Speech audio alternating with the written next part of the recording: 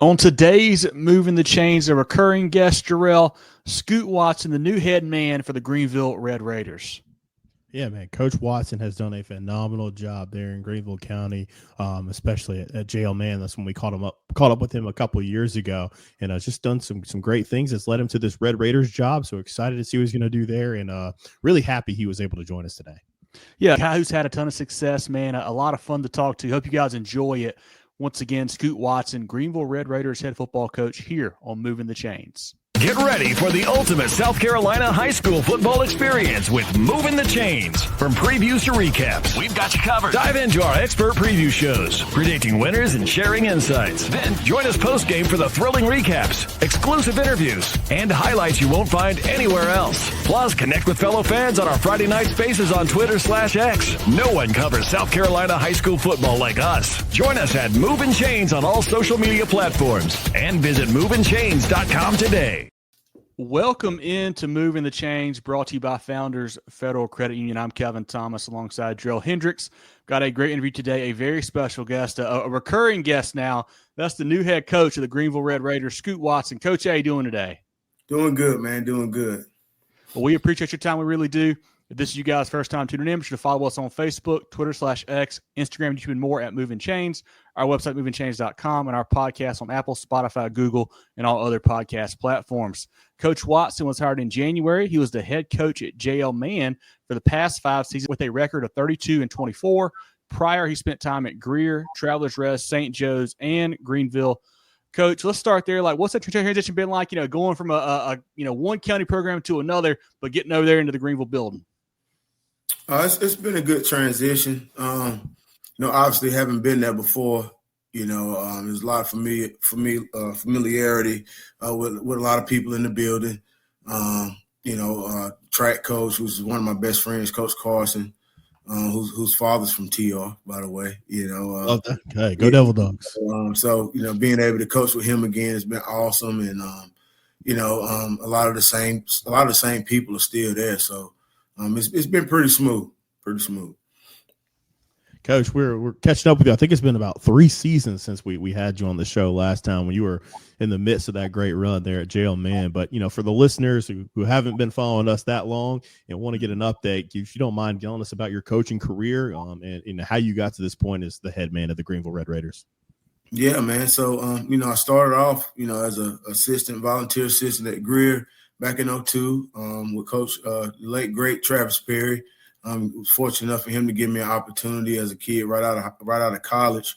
And then fast forward to 2007, I went to Greenville High and coached under Jim Soulsby and Phil Magdick. I was there from 2007 to 2014. Got an opportunity to be a defensive coordinator there, and Coach Mag gave me an opportunity there. So that really jump-started everything for me. In terms of getting the opportunity to even be able to be a head coach.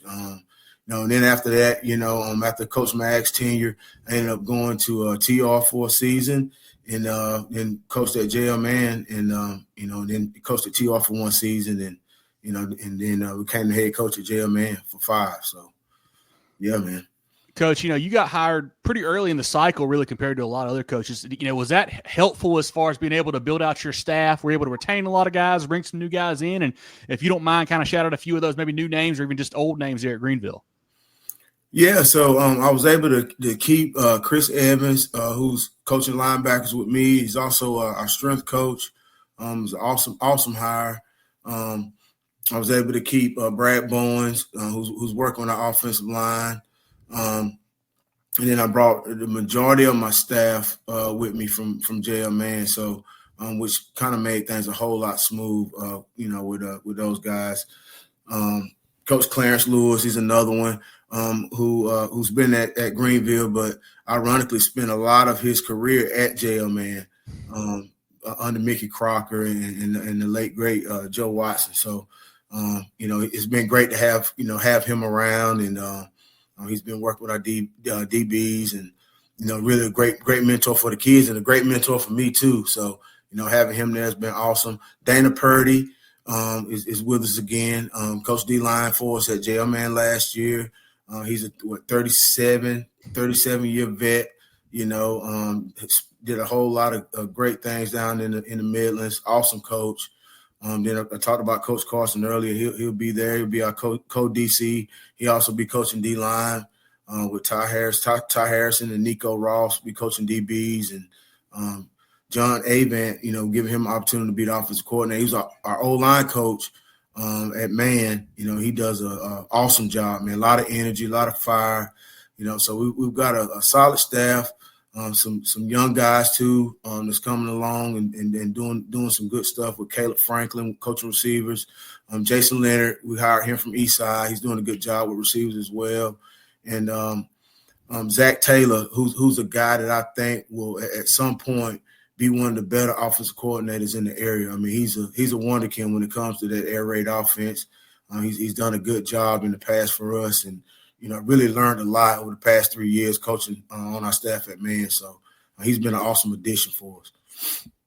Coach, let's jump into the X's and O's a little bit. You're defensive guru, so we know that you're going to have your hands all over the defense. For the folks listening in, what kind of schemes do you plan on implementing there on that side of the ball? And then as far as offense, like what should we expect? Are we going to see some air raid concepts, or what are you guys planning on doing on that side? Well, defensively, we'll continue to be multiple. We'll be out front at times. We'll be even front at times. We always have a few new tweaks, every year, that we go to clinics and find stuff that we want to use. But yeah, we'll continue to do what we do, be an attacking style defense, multiple coverage defense, in multiple fronts.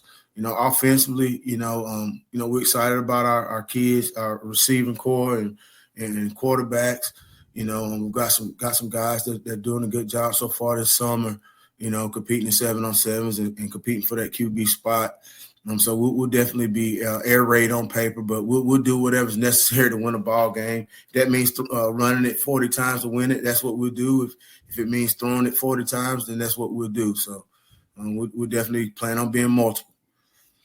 Coach, you played under some great coaches. You've coached with a lot of great coaches as well. Who are some guys that have really, maybe help mold you into the type of style that you like to coach today? And just who are some guys you still kind of even pick things from this day and age? Yeah. So, of course, Coach Perry, I learned a lot, coaching under him, Phil Smith, Reuben Wright, my Greer guys, obviously, I learned a lot just by watching them, watching how they work. Reuben, who's at Wade Hampton right now, he was one of my position coaches in high school. So he's been an awesome mentor for me. So I love to pick his brain and, just talk to him a lot, about this everyday stuff, but right now, it's rare for me to have the opportunity to talk to a lot of guys. I don't have as many guys outside of, the guys that I grew up, knowing and coaching with. Phil Magda, obviously, he was, a defensive guy, defense guru. Troy Bow, who's up in Wisconsin, he was a DC at Daniel and at Greenville at one time.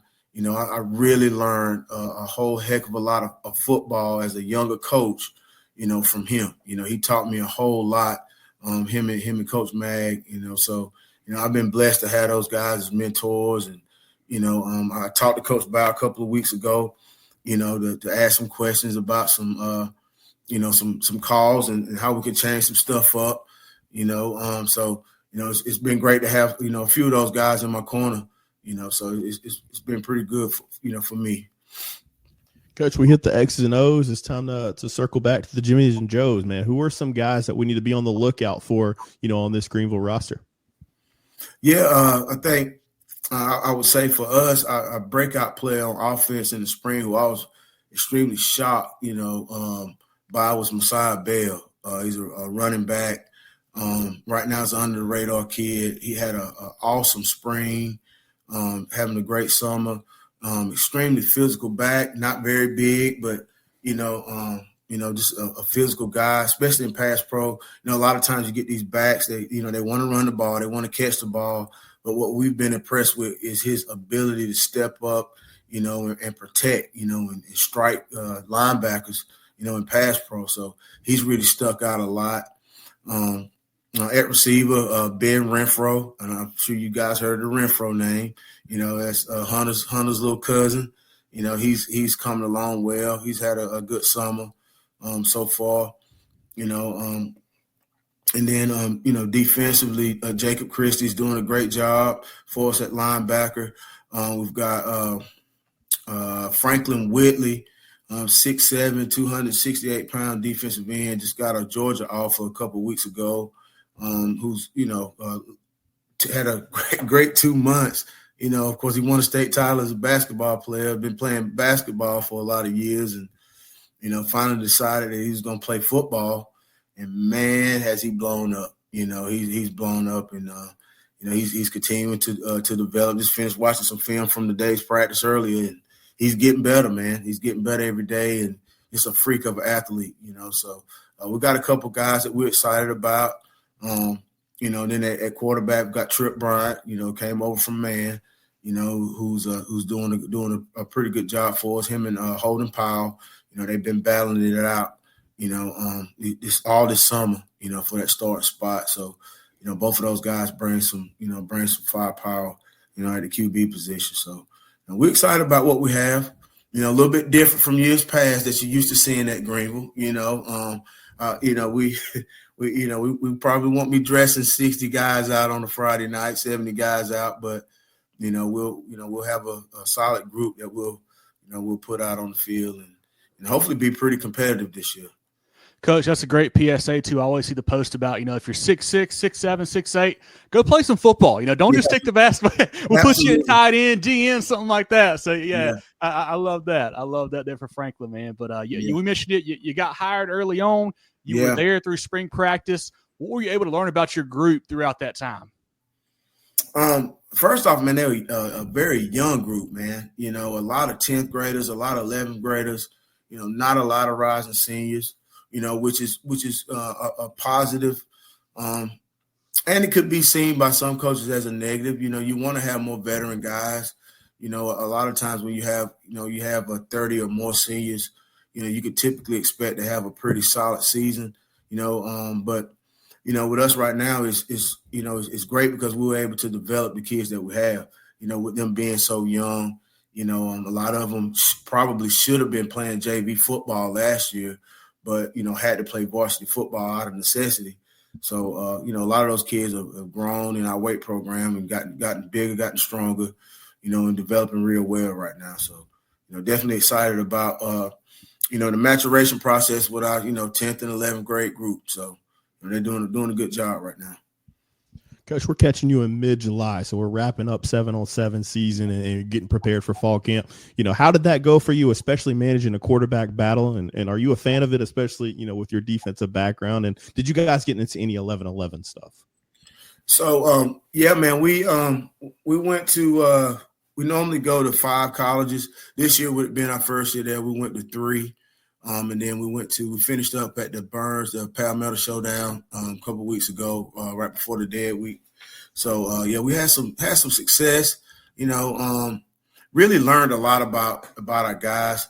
You asked if I was a fan of it. When I came up in it, in 2007, that was kind of when, it kind of started popping off in terms of 7-on-7s. And, being at Greenville back in those days, it was a big deal. To take kids, and do some team bonding, travel out and throw and take your OL and DL and put them in camp. And, so it's been good for us to bond as a team, and then develop a little bit of timing. You hear a lot of coaches talk about, it's an opportunity for us to develop timing in our passing game. Well, timing is not developed until there's, the big uglies in your face, putting pressure on you, Oh, yeah. So, but it was definitely good in terms of us, installing our scheme and getting some reps, get some good quality reps, and get some good competition. So, we had a pretty solid summer. Coach, you had done a great job of really building up that program at JL Mann, turning them into a contender each and every year. You had it rolling a good direction there. What was it that really stood out about the Greenville job when it came open that made you want to make that move over there to the Red Raiders? Well, really it was the potential, what it could be. It was, for me, it was easier to entertain it, after, Coach Shaw decided to step down rather than after, Coach Porter. I mean, who would once? It's almost like, and Porter's a good friend of mine. It's almost like kind of following like a Nick Saban type situation. Not quite, but you know what I'm saying. A guy that's had a whole lot of success, at a place. 3 straight upper state championship game appearances. And then for me, I love the challenge of building. So for me, I just felt like it was a great opportunity. And then the boss lady always made the final choice. We prayed about it. We happened to be in the Bahamas during Christmas. Coach Scully Meyer, who was our AD at Greenville, good friend of mine. Right before he passed away, me and him talked, and he extended the offer of the job, and we prayed about it, and we wanted to make it happen. The vision that he gave me was clear what he wanted. And I trusted him, and decided, to take that step, after praying and, consulting with my wife. So, I mean, it's been good. It's been different. It's been a challenge. Obviously, it's been challenging, but, we accept those type of challenges, man, and just definitely looking forward to the future, with the program. So. Coach, I appreciate you bringing up your predecessor. Coach Porter did a fantastic job leading that program, put a bunch of guys at P4 schools, and like you said, going to upper state championships every year. And then obviously it didn't work out with Coach Shaw. He was only here for a year and went back to Georgia. Right. But getting in the building, you said you like to build programs. What was something that you identified early on that, like, hey, I'm going to make this a Scoot Watson type program? What was one thing that you can single out that you said, I got to change this or I got to do this? Oh, the weight room. The weight room. I mean, that's the key to it. That's the key to it. You got to get the kids down in to training hard, lifting, and being consistent, in lifting. One of the things that we've done, in the summer, we're a 5-day-a-week program. We're not a 3-day-a-week program, a 4-day-a-week program. So we're training every day. Fridays, we're training. So just getting the kids bought into that. That's probably the biggest challenge, but that's where you have to hang your hat right out the gate. Is getting the kids committed to training, and committed to, resisting comfortable situations, getting them out of their comfort zone. Coach, Greenville has always had a really good, fan base, really good parent support there, community support. How will they, embrace you and your efforts as you've kind of taken over this program and starting to make it your own? Yeah, well, we're still in that process. We're still in that process. Of course, at Greenville, they're used to winning. And last year they didn't have a great season, so, a lot of people have been on eggshells. A lot of people, obviously were excited about me, taking over the job and, actually having some experience coaching there before, but, it's been a process, because, anytime you got to, make changes, and kind of, get people out of their comfort zone. Sometimes it can be, there could be a little bit of resistance, but so far it's been pretty good. The support's been pretty solid, so far. Everyday life means everyday expenses. Spend smarter with a Founders Federal Credit Union credit card, offering you low rates and big rewards where it matters most. Enjoy all the benefits of saving while using your Founders Essential MasterCard. Make every swipe and tap count with smart rates, big rewards on select cards, and no balance transfer or annual fees. Because your money should go where you want it to. That's the power of Founders Federal Credit Union. Apply today at foundersfcu.com. Relax. You're with Founders. Couple easier ones here for you, Coach. Let you go tonight. Maybe it's in your home office on a home game or on the bus to an away game. But what's on your pregame playlist as you get ready to hit the field on Friday nights? Oh man! So I've been Black Thought would be one. Okay. A real MC, I would say. Obviously Nas, probably Jadakiss. I always have to sprinkle in some gospel. I've been listening to King George lately. We've been tripping out on that, in the stadium when we run on Fridays. It's Friday night. I don't know if you heard that before. Oh, yeah. Okay.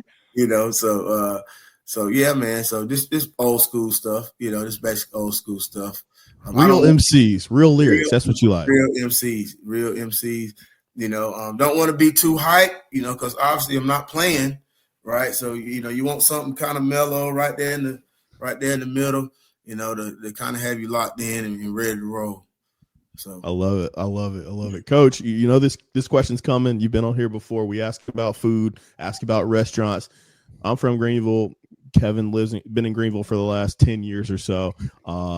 You're from the area too. So I'm going to say, what's one of your favorite restaurants always go to in the Greenville area? And then what's a restaurant that's new on the radar that you've kind of been going to, maybe on a date night with your wife or something like that?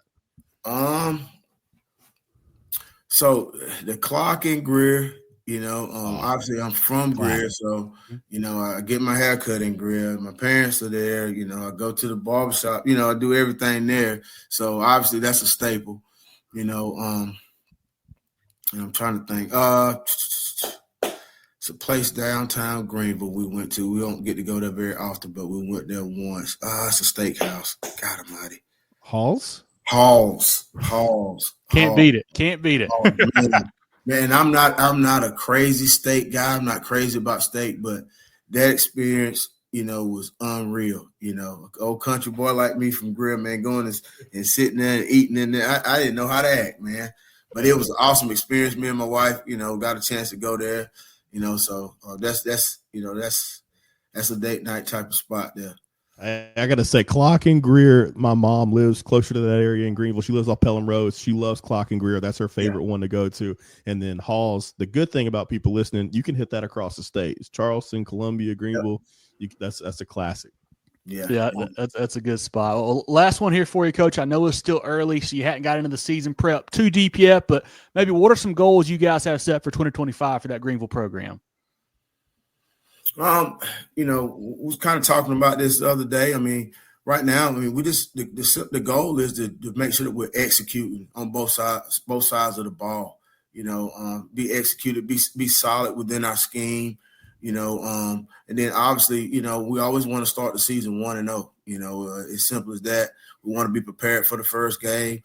We've got some tough scrimmages and jamboree competition. So, we want to be well prepared heading into week 0 against Dorman, and so got to be on point in terms of our schematics. So that's the main goal right now. Well, this has been great. I want everyone to go follow Coach Watson and the Greenville program on social media. They do a great job posting updates on their kids and their program. Check them out on there. Like I mentioned, follow us on all social media. MovingTheChains.com is our website and our podcast on all podcast platforms. Moving the Chains brought to you by Founders Federal Credit Union. Jerel, anything else for Coach? Let him go today. Hey, Coach, thank you so much for your time. This one's special. You're from Greenville. I'm from Greenville, man. So it's good to see, you making your mark in the county and really, especially what you've done at Mann and then going to Greenville here, man, just really putting on for the upstate and football there. And then also coming back on the show with us. You were one of the first ones to kind of take a chance. We caught you mid-season doing a coach's interview. So we sincerely appreciate that. Wish you continued success, and we hope to get you on again soon.